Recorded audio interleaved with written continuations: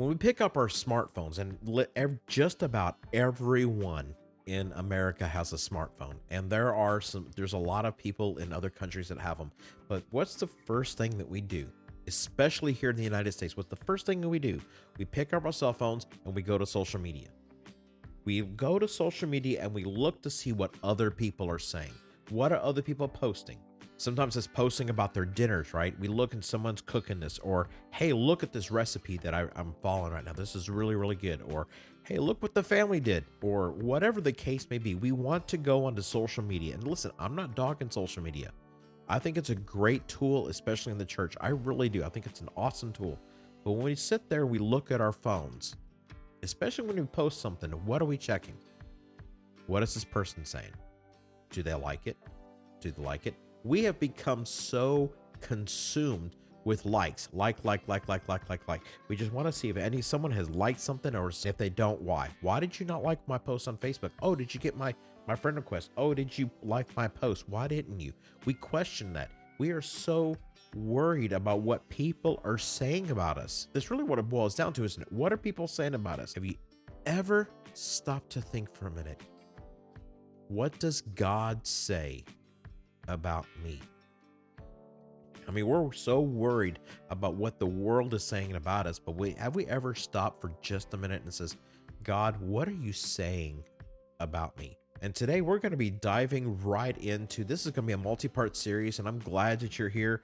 And we're going to be looking at Psalm 139. We're actually going to be looking at, through this entire series, all of Psalm 139. Right now we're going to be just looking at the first 6 verses, and we're going to be seeing, what does God say about me? Go ahead and grab a Bible and let's dive right in.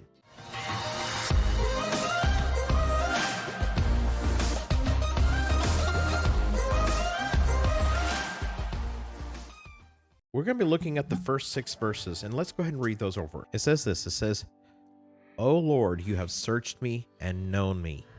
You know when I sit down and when I rise up. You discern my thoughts from afar. You search out my path and my lying down, and are acquired with all my ways. Even before a word is on my tongue, behold, O Lord, you know it altogether. You hem me in behind and before, and you lay your hand upon me. Such knowledge is too wonderful for me. It is high. I cannot attain it." You see, King David, he wrote most of the Psalms. I think the first 2 typically when you look at the Psalms, we know specifically who writes it, right? Most of the Psalms are written by David, and here's the specific one. And he's writing to basically this song, this prayer to God. And the first thing that he starts going over, we're going to be looking at this. He starts off with this. God says this, "I know you better than you do. I know you better than you do." All right. And the first thing we see here in verse 1 is this. He says, "O Lord, you have searched me and known me." You know what God is saying right here? He says this, "I know everything about you." And this is the first thing he says, "I know your heart. I know your heart." I know, right? I know your heart. I know what you are feeling. And we can do just a look on it just a little bit further. And what does he say? He says, "I know your hurt. I know the pain you're going through right now." A lot of us within the last couple of years have suffered tremendously. We've lost jobs, we've lost homes, we've lost everything. Many of us, we've lost loved ones, we've lost family and friends. Many of us have just gone down this dark hole, and we feel like that God doesn't know exactly what I'm going through right now. He doesn't know my heart. He doesn't know my pain. I watched a pastor lose his wife to terminal cancer, and clearly it was nowhere near the hurt that he was experiencing, but just to watch how things unfolded was so heartbreaking for everyone who watched it. And yet what God tells David, and he's telling all of us, he says this, he says, I know you better than you. I know your pain. I know your brokenness. I know you're hurt. I know you're hurting. I know you've lost. I know you're hurting because your spouse left you. The one who said I do forever has left you. Maybe with or without kids. I don't know. I don't know your circumstances right now. But what God is saying to you, he says, look, I know you. I know your heart. I know what you're going through. I know your struggles. And I know that you're crying out. And this is what David is recognizing. He says, you have searched me and known me. You know my heart. And that's what God is trying to tell you today. He says this, I know you better than you. I know your hurt better than you do. All right. And the second thing about knowing us better than us is this, that he knows our actions, right? Take a look at verses 2 and 3. He says, you know when I sit down and when I rise up. You discern my thoughts from afar. You search out my path and my lying down. God knows everything that you're doing. He knows everything you've done. He knows everything, right? God knows everything that you've done. He knows everything you're doing now, and he knows everything you're going to do. There's nothing that we can do that is hidden from God. Look at the book of Jonah. What does Jonah do, right? Jonah gets mad at God because God says, I want you to go to Nineveh and preach and tell them if they don't repent that I'm going to destroy them. But what does Jonah do? He turns around and he leaves. Not only that, but he buys a one-way ticket to the ends of the known world at the time. And what I mean by known world is known to that general area, right? Which is typically Spain. That is the western edge of the Mediterranean Sea. He buys a one-way ticket because he's trying to hide from God. And God says, no, I know your actions. I know what you've done. I know what you're doing, and I know what you're going to do. And you see, that's the thing that's the beauty of God's love is not only does he know our brokenness and he knows our heart, but he knows everything that we've ever done. And yet, even through all of that, he still loves you. He really loves you, and he loves me. He loves us unconditionally.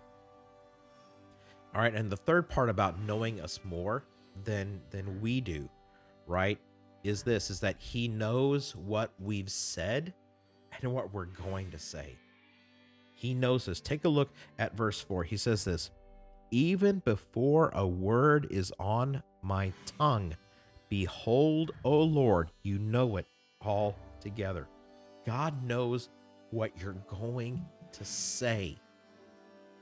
There's some scripture verses that when it talks about praying, right? When it talks about making requests known before God, is God already knows everything that we're getting ready to pray for, and he knows already our needs before even we ask. And here David is acknowledging that God already knows exactly what he's going to say before he even says it. You know those hurtful things that you've said to your wife or to your husband or to your kids or maybe to your boss or someone at church or whatever the case may be? God already knows everything you've already said, and he already knows everything you're going to say, good and bad. And the beauty of that is even through all of that, he still loves you. He still loves you. See, not only does he know our heart completely and fully, not only does he know our actions in the past, present, and future, not only does he know everything that we've already said and we're going to say, all right, he says this. He says, I know your life, your entire life. Take a look at verse 5. What does David say? You hem me in behind and before, and lay your hand upon me.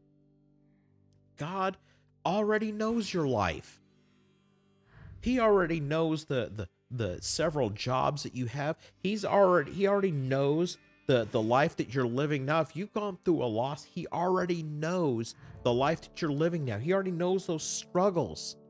He already knows that maybe you're working a job right now that you really aren't liking, and you're crying out to God because you're doing something you really just aren't called to do. And you're saying, God, do you even know what I'm doing in my life? And God says, yep,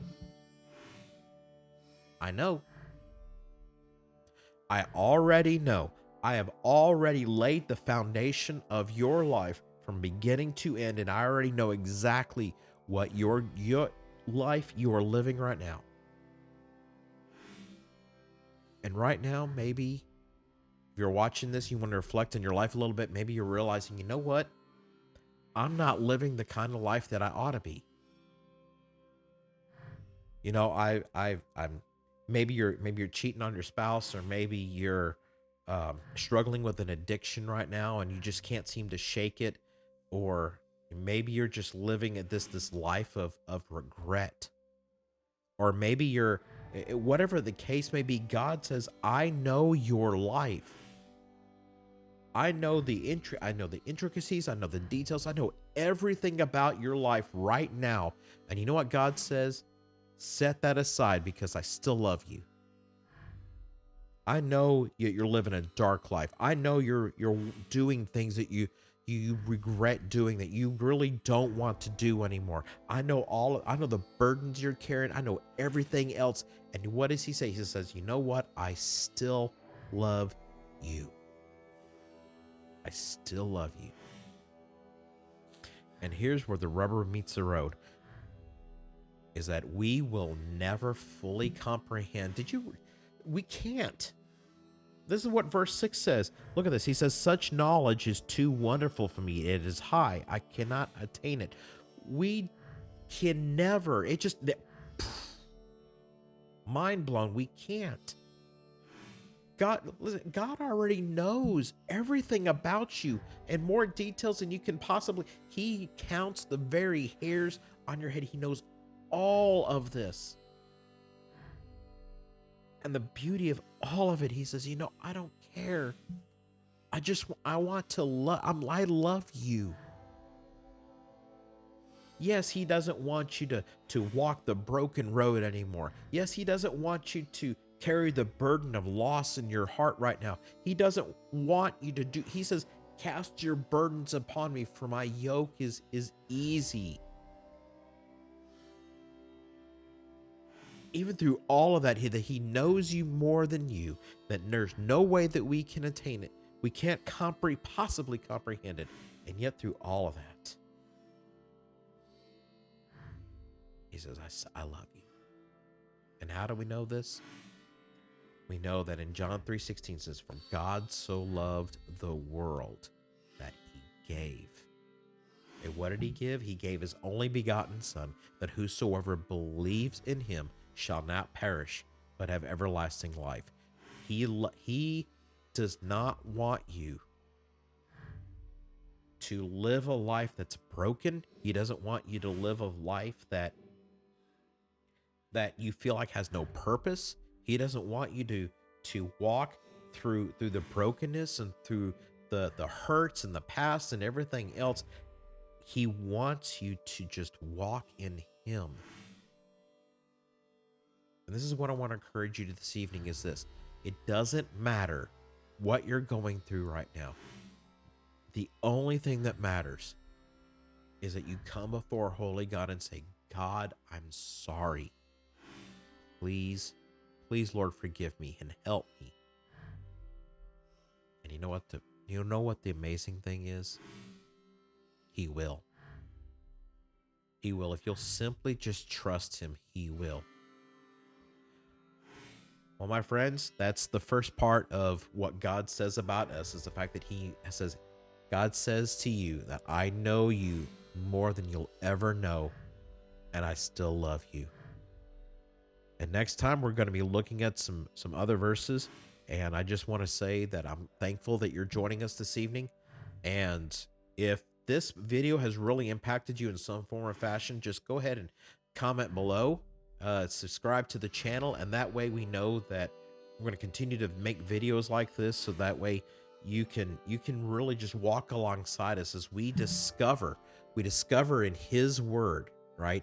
We discover in his word exactly what he's saying, exactly what God says about whether it's what he says about us or marriage or divorce, or even what God says about how we're supposed to do church.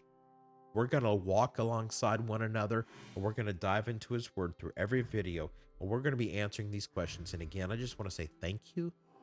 Thank you so much for joining us.